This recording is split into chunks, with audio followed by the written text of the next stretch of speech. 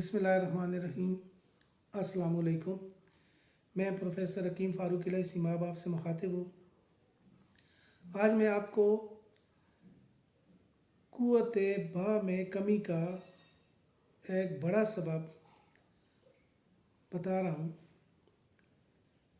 कि क़ुव्वत ख़ास में कमी का इस दौर में सबसे बड़ा सबब क्या है। तो इस क़ुव्वत की कमी का सबसे बड़ा सबब जलक यानी मास्टरबेशन है। इसकी वजह से मकामी तौर पर तो ख़राबियाँ वाक़ होती हैं, लेकिन दीगर बहुत से अवारज़ भी लाहक हो जाते हैं। जलक की वजह से जो ख़राबियाँ पैदा होती हैं और जो बिगाड़ पैदा हो जाते हैं वो ये हैं: एसाब की कमज़ोरी, दिमागी कमज़ोरी, दिल की कमज़ोरी, गुर्दों की कमज़ोरी, खुशियों की कमज़ोरी और मैदा और जिगर की ख़राबी। इस सारे बिगाड़ की वजह से नौजवान लड़के कम हिम्मत, चिड़चिड़े, बेजार, तनाई पसंद, उदास, गमगीन और कमज़ोर दिखाई देते हैं। इस कभी आदत से जहाँ ये सब कुछ होता है वहाँ ज़ौफ़ बा भी इंतहा दर्जे का वाक़ हो जाता है। इस आदत की वजह से होने वाली क़ुव्वत ख़ास में कमी का इलाज यूँ समझना चाहिए कि तबीब को जैसे पूरे जिस्म ही का इलाज करना पड़ता है, यानी दिल की कमज़ोरी का इलाज, दिमाग की कमज़ोरी का इलाज, एसाब की कमज़ोरी का इलाज, मैदा और जिगर की ख़राबियों का कमज़ोरियों का इलाज, गुर्दों की कमज़ोरी का इलाज, खुशियों के छोटा रह जाने का इलाज, खुशियों के कमज़ोर हो जाने का इलाज, मादा जो पतला हो गया होता है बहुत ज़्यादा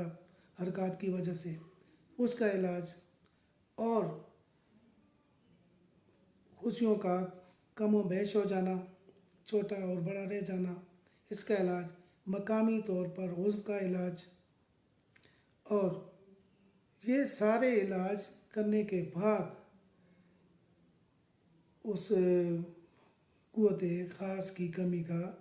इलाज तभी कारगर होता है कि जब एक तबीब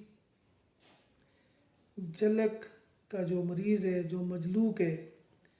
उसकी इन सारी जिस्म की जितनी भी कमज़ोरियाँ वाक़ हो गई होती हैं,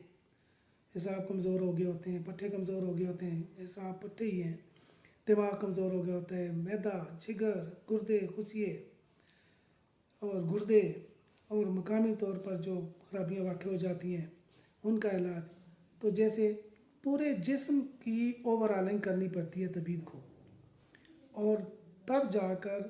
एक मरीज़ नॉर्मल ज़िंदगी की तरफ लौट के आता है। तो नौजवान नस्ल को चाहिए कि फ़ज़ूल हरकत में मशगूल ना हो। ये वीडियो गो के तबीब के लिए भी है और तलबाए तिब के लिए भी है, लेकिन नौजवानों के लिए ख़ास तौर पर है, इसलिए कि बाद में पछताने से बेहतर है कि इंसान पहले ही होश के नाखुन ले, और अगर ऐसा नादानी में हो गया हो तो अब तौबा ताइब हो जाए, अल्लाह से माफ़ी मांगे, नमाज की पाबंदी करे, नेक लोगों की सोबत इख्तियार करे कि नेक लोगों की सोबत इख्तियार करने से और बावुज़ू रहने की वजह से और नमाज रोज़ा में मशगूल रहने की वजह से इंसान इस तरह की हरकत से बच सकता है।